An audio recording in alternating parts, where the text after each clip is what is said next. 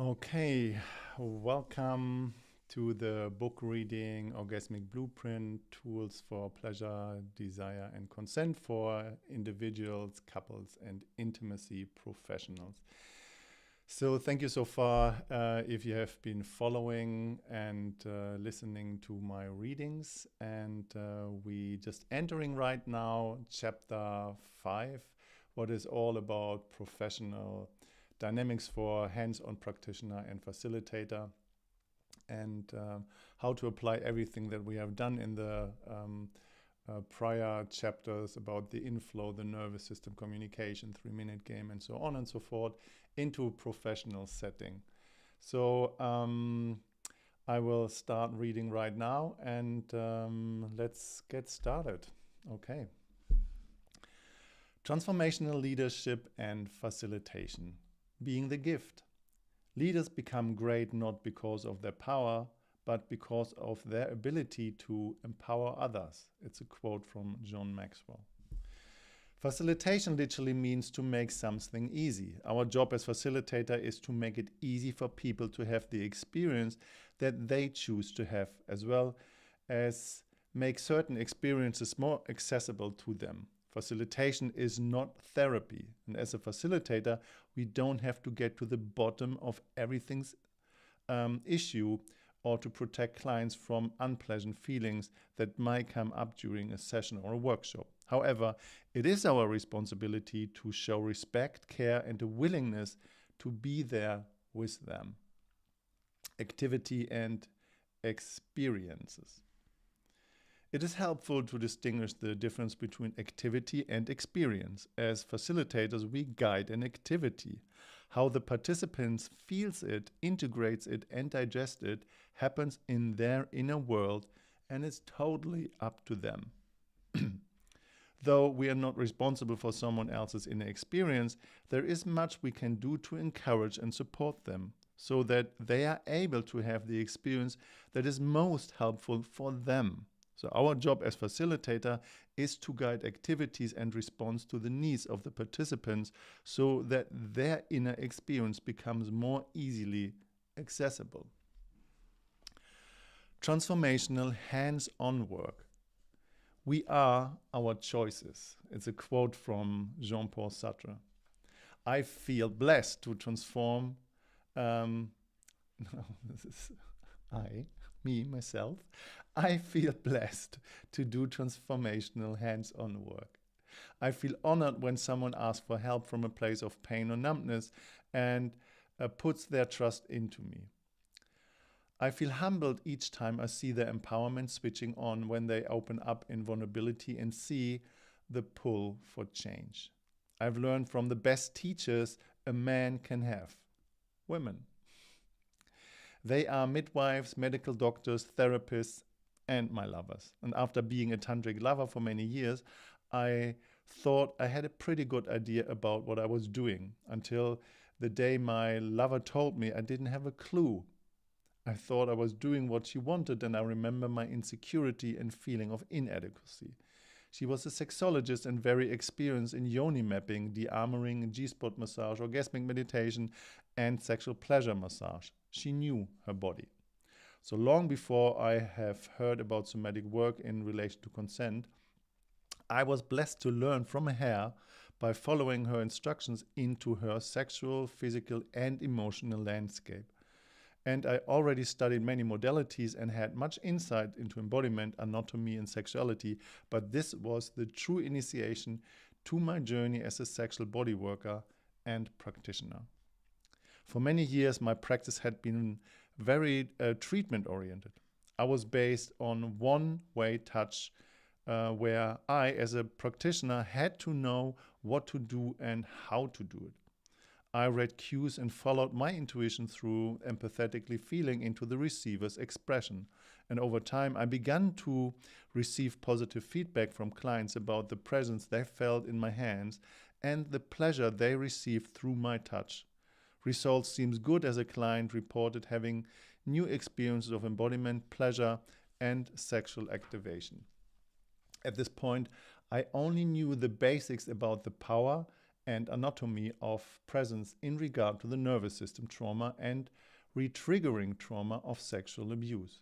I presumed I become a master body worker, healer through the use of intuition, until I came across the somatic power of consent and I learned the real deal. So true empowerment comes through making choices based on safety and connection. So the first time I was asked how I wanted to be touched during a session was while lying on the table at an erotic massage training. And I expected the practitioner to know, to read my mind, to feel intuitively into me and just do what my body needed and wanted.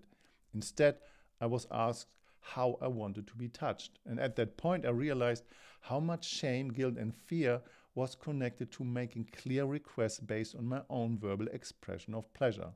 I began to ask for the touch I wanted to receive and to adjust whenever I felt the need to.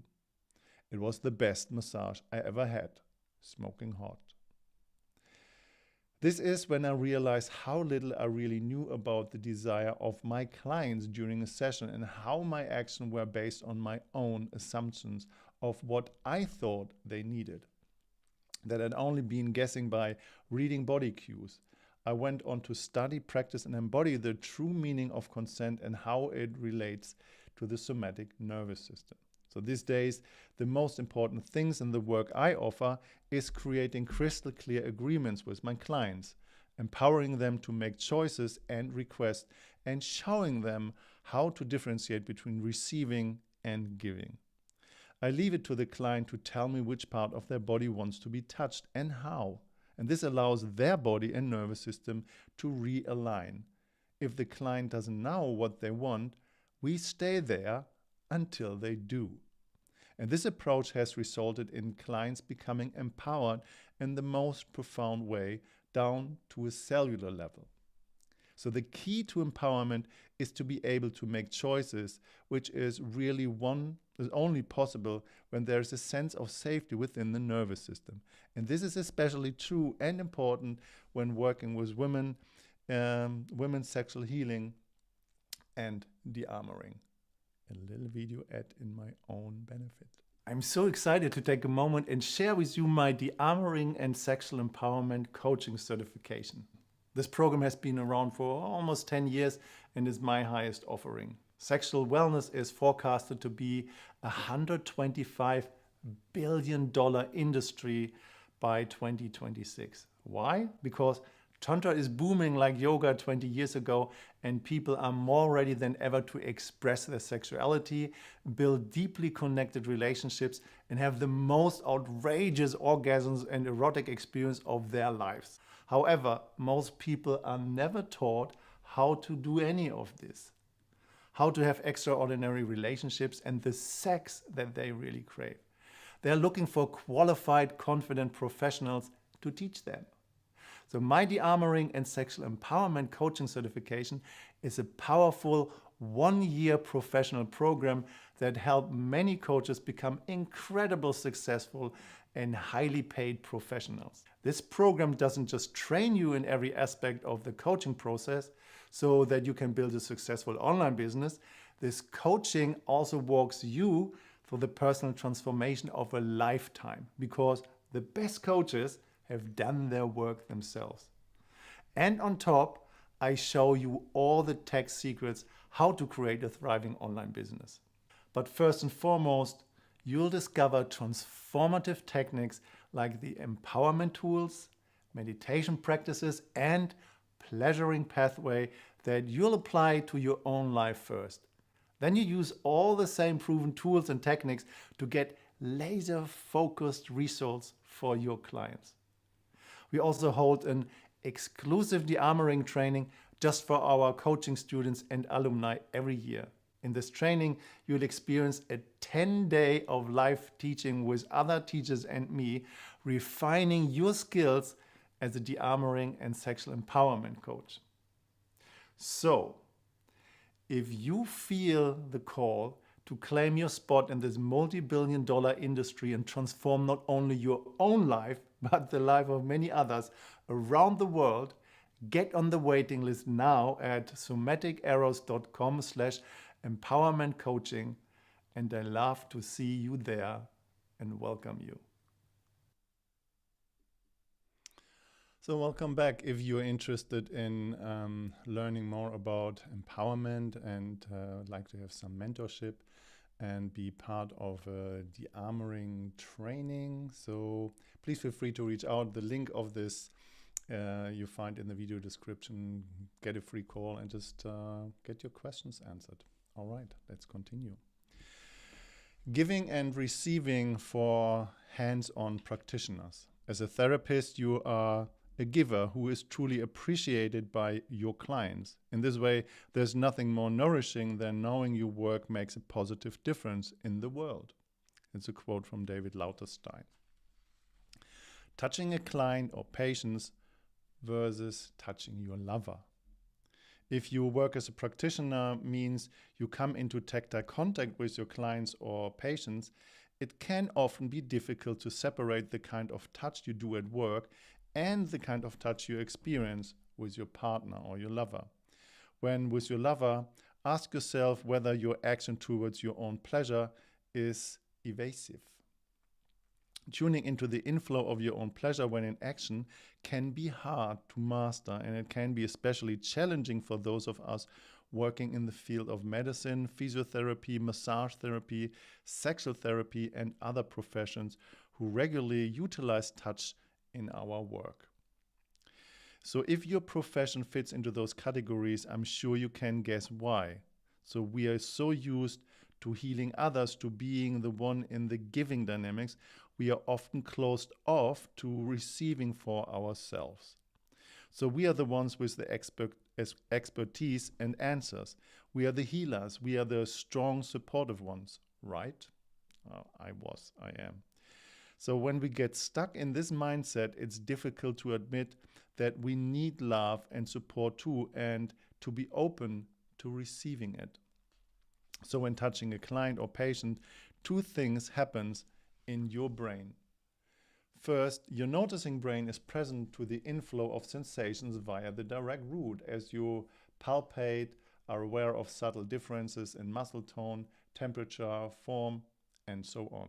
And second, the meaning-making mechanism in your working brain classifies this kind of touch in a professional setting as something for the other. Although your sensory inflow might be activated, it's clear to your brain that this is your job and not your personal life. So your actions are therefore never for you and always for them. So while the above is optimal in a professional setting, it means that when we go home, we tend to touch our lovers as we do our clients and patients, using the methods we've learned in the role of the helper or healer. And this difficult setting is also often labeled by your brain's meaning-making mechanism as the right kind of touch. I'm sure you can see that if this is perceived as the right way, anything else would fall into the category of wrong way. And this brings a whole new layer of possible shame and guilt into the equation when going into an action to receive pleasure for yourself. Being in work mode with your lover. When you're with your lover, you do tend to think or feel you have to be doing something for them. Most of us do. And would your lover prefer to be worked on or be with you in a shared experience? If any of this resonates with you, be assured that it's totally possible to change this difficult... If any of this resonates with you, be assured that it's totally possible to change this default work mode setting. First comes awareness, and the more we reflect on how and why we do a certain thing or feel in a certain way, bringing unconscious habits to the surface, the more easily we can fine-tune our ability to change our programming and evolve. Then, like any other habits, it's just a matter of teaching your brain's neurons to fire together in a new way, and we do this through practice. Practice, practice, and more practice.